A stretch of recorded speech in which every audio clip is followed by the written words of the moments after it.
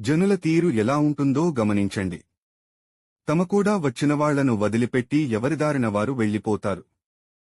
అందువల్లనే పువ్వును పరిమళం వదలనట్లు కల్పాంతం వరకు వదలకుండా కలిసి ఉండేవారినే తోడు తెచ్చుకోవాలి. నన్ను నీ హృదయంలో నిలుపుకో. బుద్ధిని, మనస్సును ఏకం చేయి. అది చాలు. అతిథి అంటే 5.5 అడుగుల మానవుడేననా నీ ఉద్దేశ్యం? వేళకు ఆకలిగొని వచ్చిన ఏ ప్రాణి అయినా సరే, పక్షైనా, పురుగైనా అతిథే.